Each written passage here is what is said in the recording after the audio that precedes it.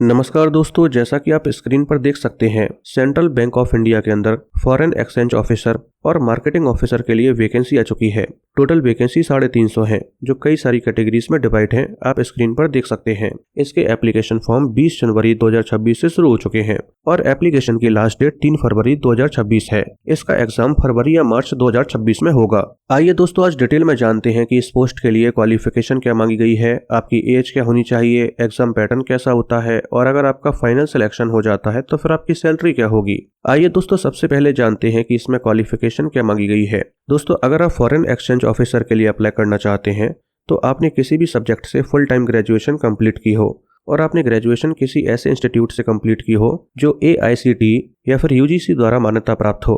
लेकिन अगर आपने प्रोफेशनल डिग्री जैसे कि CFA, CA या फिर MBA की हुई है तो फिर आपको ज्यादा प्रेफरेंस दी जाएगी। इसके अलावा आपके पास फॉरेन एक्सचेंज ऑपरेशन में सर्टिफिकेट होना चाहिए जो Indian institute of banking and finance यानी कि IIBF से मान्यता प्राप्त होना चाहिए। अगर आपके पास ये सर्टिफिकेट नहीं है तो फिर आप अप्लाई नहीं कर पाएंगे। इसके अलावा दोस्तों, यहाँ पर कुछ प्रेफरेबल सर्टिफिकेशन की लिस्ट दी गई है, यानी कि अगर आपके पास इन 5 सर्टिफिकेट में से कोई एक भी है तो फिर आपको और ज्यादा प्रेफरेंस दी जाएगी। इसके अलावा दोस्तों, अगर आपने ग्रेजुएशन और सर्टिफिकेट कंप्लीट किया हुआ है तो केवल इससे आपका काम नहीं बनेगा।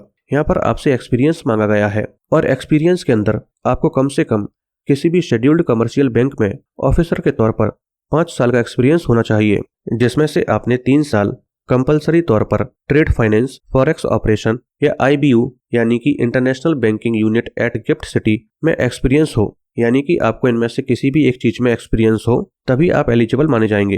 दोस्तों, ये तो हो गई एक्सपीरियंस क्राइटेरिया की बात। इसके अलावा अगर प्रेजेंट डे की बात की जाए तो आप आज के समय फॉरेक्स डोमेन में ऑलरेडी काम कर रहे हो और फॉरेक्स डोमेन के अंदर अगर आप सेल्स या बिजनेस डेवलपमेंट में हैं तो फिर आपको ज्यादा प्रेफरेंस दी जाएगी। इसका सीधा सा मतलब यह है कि केवल ग्रेजुएशन, सर्टिफिकेट और एक्सपीरियंस क्राइटेरिया से आपका काम नहीं बनेगा। इन सब के साथ आप प्रेजेंट डे में फॉरेक्स डोमेन में काम भी कर रहे हो तभी आप पूरी तरह से एलिजिबल माने जाएंगे। इसके अलावा दोस्तों, ऐसे ऑफिसर जो शेड्यूल्ड कमर्शियल बैंक के अलावा NBFCs, RRBs, कोऑपरेटिव बैंक या इंश्योरेंस सेक्टर में काम कर रहे हैं तो फिर ऐसे ऑफिसर इस पोस्ट के लिए एलिजिबल नहीं है, फिर भले ही उन्हें कितना भी एक्सपीरियंस क्यों ना हो। आइए दोस्तों, अब जानते हैं कि अगर आप मार्केटिंग ऑफिसर के लिए अप्लाई करना चाहते हैं तो आपसे क्या क्वालिफिकेशन मांगी गई है। दोस्तों, सबसे पहले तो आपने किसी भी सब्जेक्ट से ग्रेजुएशन कंप्लीट की हो और आपने किसी ऐसे इंस्टीट्यूट से ग्रेजुएशन कंप्लीट की हो जो AICTE या फिर UGC द्वारा मान्यता प्राप्त होना चाहिए। इसके बाद आपने 2 साल का फुल टाइम एडमिनिस्ट्रेशन से MBA कंप्लीट किया हो या फिर आपने बिजनेस एनालिटिक्स में पोस्ट ग्रेजुएशन डिप्लोमा किया हो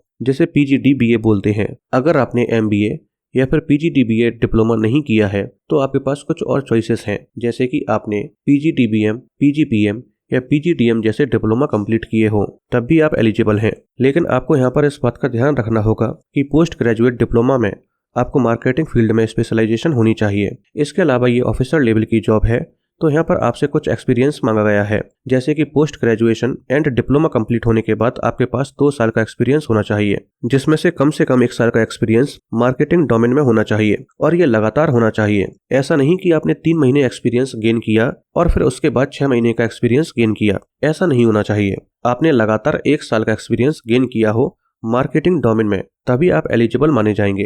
लेकिन आपको यहाँ पर इस बात का विशेष ध्यान रखना होगा कि अगर आपने क्वालिफिकेशन से पहले एक्सपीरियंस गेन कर लिया है तो फिर उसको एक्सपीरियंस क्राइटेरिया में नहीं माना जाएगा। अब दोस्तों, ये भी जान लेते हैं कि मार्केटिंग एक्सपीरियंस किस ऑर्गेनाइजेशन में होना चाहिए। तो मार्केटिंग एक्सपीरियंस आपको बैंकिंग, फाइनेंशियल या इंश्योरेंस सेक्टर में होना चाहिए। अब दोस्तों, एक सबसे इंपॉर्टेंट बात क्वालिफिकेशन से रिलेटेड वो ये है कि अगर आप फॉरेन एक्सचेंज ऑफिसर के लिए अप्लाई कर रहे हैं या फिर आप मार्केटिंग ऑफिसर के लिए अप्लाई कर रहे हैं तो इन दोनों ही कंडीशन में आपकी क्वालिफिकेशन और एक्सपीरियंस दोनों 1 जनवरी 2026 से पहले कंप्लीट हो जाने चाहिए। अगर आप अपने ग्रेजुएशन के फाइनल ईयर में हैं या फिर अभी आपका एक्सपीरियंस क्राइटेरिया कंप्लीट नहीं हुआ है तो फिर आप एलिजिबल नहीं है।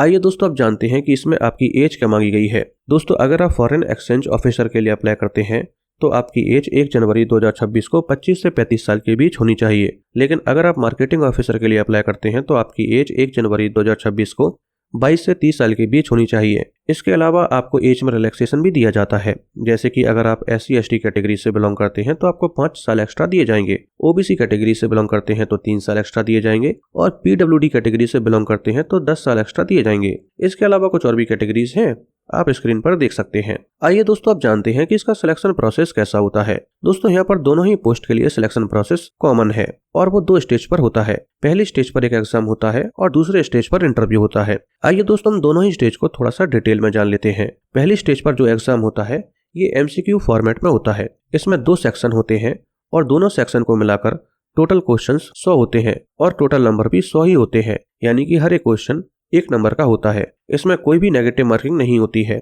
और सबसे बड़ी बात यह है कि इसमें आपको केवल 60 मिनट का समय दिया जाएगा।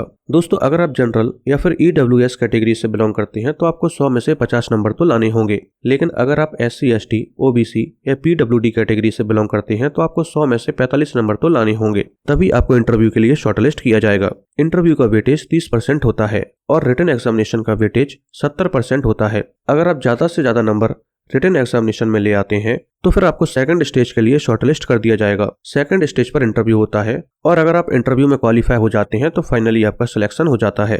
आइए दोस्तों आप जानते हैं कि अगर आपका final selection foreign exchange officer या फिर मार्केटिंग ऑफिसर के तौर पर हो जाता है तो यहाँ पर आपकी सैलरी क्या होगी। दोस्तों आप स्क्रीन पर देख सकते हैं, अगर आपका सिलेक्शन इनमें से किसी भी पोस्ट पर हो जाता है तो आपकी सैलरी क्या होगी। इसके अलावा अगर आपको ये वीडियो पसंद आई हो तो वीडियो को लाइक करके चैनल को सब्सक्राइब कर लीजिए।